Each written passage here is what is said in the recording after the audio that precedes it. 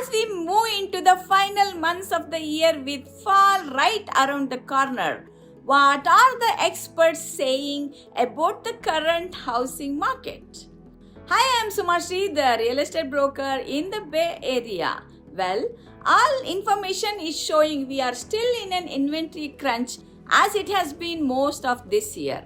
In fact, new data from Realtor.com shows that there are 20% fewer homes newly listed for the sale for the month of August compared to last year.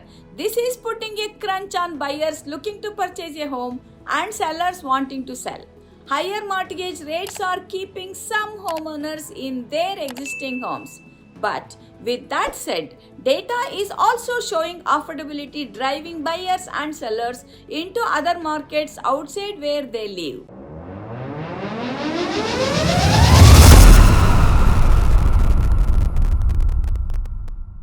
This means we are seeing more buyers and sellers moving into different regions of the country where it is more affordable.